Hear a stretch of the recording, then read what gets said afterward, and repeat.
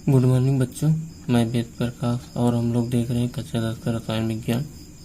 हम लोग अध्याय 1 के बारे में अध्ययन कर चुके थे पहले की वीडियो में। अगर आज से हम रसायन विज्ञान का अध्याय 2 शुरू करने जा रहे हैं। अम्ल, क्षार, क्षारक एवं लवण। अम्ल, क्षारक एवं लवण। तो आइए आगे चलते हैं, देखते हैं। पहले क्या है, अम्ल की अवधारणा, अर्थात अम्ल किसे कहते हैं या अम्ल के कौन कौन से गुण होते हैं। पहला क्या, स्वाद खट्टा होता है। अम्ल का स्वाद जो होता है वो खट्टा होता है। अगर हम लोग उसको चखेंगे तो कैसा लगे, हमें खट्टा लगे। नीले लिटमस पेपर को क्या कर देता है, लाल कर देता है। जो सक्रिय धातु से क्रिया करके हाइड्रोजन मुक्त करता है और H2 मुक्त करता है, अर्थात यह धातु के साथ क्रिया करके क्या करता है, हाइड्रोजन को मुक्त करता है। उसका बाद चौथा क्या है, आर्हेनियस के 1884 में दिए गए आयनन सिद्धांत के अनुसार उन्होंने एक अम्ल की अलग ही परिभाषा दी। वो परिभाषा क्या है, आयनन सिद्धांत के आधार पर वे हाइड्रोजन युक्त पदार्थ, मतलब हाइड्रोजन युक्त होने चाहिए, उसमें हाइड्रोजन की मात्रा क्या है, होनी चाहिए, जो जलीय विलयन में मुक्त हाइड्रोजन H+ आयन देते हैं। अर्थात कोई भी यौगिक हो, हाइड्रोजन युक्त यौगिक हो, ठीक है, हाइड्रोजन युक्त यौगिक, अगर उसको हम लोग जल में घोलेंगे तो H+ आयन H+ आयन जो कि जरूर देगा। ये क्या हमारा हाइड्रोजन आयन है, H+ आयन। दूसरा देख लेते हैं, कोई भी हाइड्रोजन युक्त अम्ल हो तो उसको हम लोग जल में घोलेंगे तो क्या होगा, H+ आयन देगा, H+ आयन जरूर हो देगा। यही क्या आर्हेनियस ने 1884 में अपने आयनन के सिद्धांत में बताया। ये हमारे अम्ल की अवधारणा थी। आगे देख लेते हैं हम लोग क्षारक तथा क्षार की अवधारणा। क्षारक तथा क्षार हम लोग किसे कहते हैं, देख लेते हैं। इसका स्वाद के अनुसार ये भी क्या होता है, स्वाद कड़वा होता है। क्षार का स्वाद कैसा होता है, कड़वा होता है। क्षारक या क्षार क्या करता है, लाल लिटमस पेपर को नीला कर देता है। तीसरा क्या है, वे यौगिक जो जलीय विलयन में हाइड्रोक्सिल आयन OH निगेटिव देते हैं। अर्थात आर्हेनियस के सिद्धांत के अनुसार क्या है, क्षार जलीय विलयन में क्या देते हैं, hydroxyl ion OH negative ion देते हैं। देख लेते हैं अभिक्रिया, देख लेते हैं। सोडियम हाइड्रोक्साइड को जब हम जल में घोलेंगे तो क्या होगा, sodium positive ion plus OH negative ion. यही हमारा क्या है, हाइड्रोक्सिल आयन है। यही है कि अगर कोई भी हाइड्रोजन युक्त पदार्थ को हम लोग जल में घोलेंगे तो क्या होगा, हाइड्रोजन युक्त क्षार को क्या करेंगे, जल में घोलेंगे तो हाइड्रोक्सिल आयन देगा। उसी तरह से अमोनियम हाइड्रोक्साइड को जब हम लोग जल में घोलेंगे तो क्या होगा,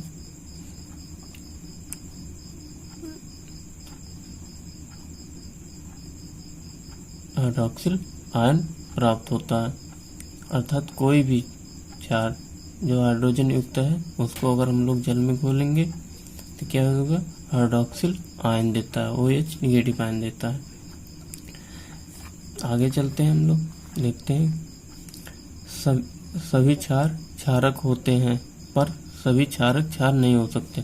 अर्थात क्या है, जो सभी क्षार होते हैं उनको हम लोग क्षारक बोल सकते हैं, लेकिन सभी क्षारों को क्या है, क्षार नहीं बोल सकते। वे क्षारक जो जल में घुलनशील होते हैं, अर्थात जो क्षार क्या है, क्षारक जो जल में घुल जाते हैं उन्हें हम लोग क्या कहते हैं, क्षार कहते हैं।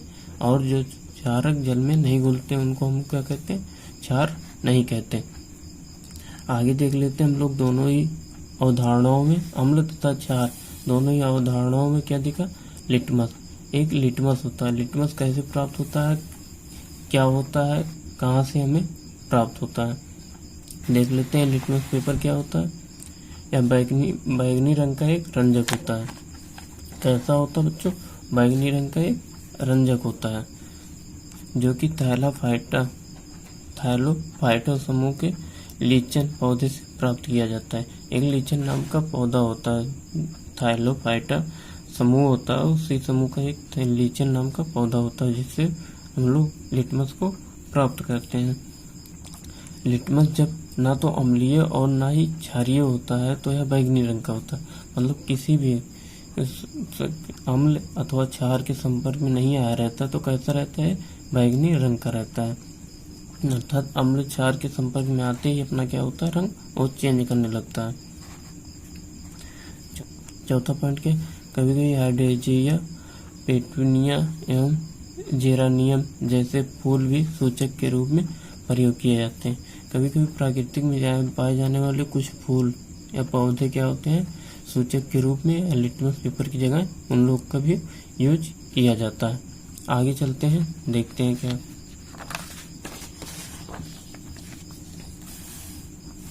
आगे देखते हैं सूचक। सूचक क्या होते हैं? सूचक कई प्रकार के होते हैं।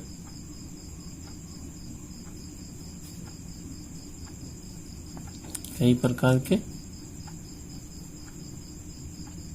होते हैं। पहला देखते हैं प्राकृतिक सूचक।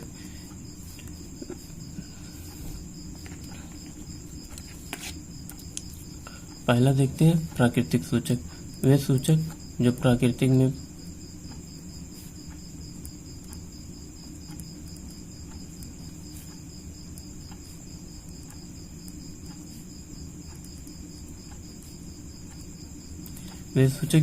में पाए जाते हैं प्राकृतिक सूचक कहलाते हैं। जैसे उदाहरण देख लेते हैं, हल्दी। हल्दी अम्ल में कैसा रहता है, पीला ही रहता है। क्षार के संपर्क में आते ही लाल हो जाता है। लिटमस पेपर अम्ल में कैसा होता है, यह लाल हो जाता है। और क्षार के संपर्क में आते ही क्या होता है, नीला हो जाता है। उसी तरह से हमारा दूसरा सूचक क्या है, गंधीय सूचक।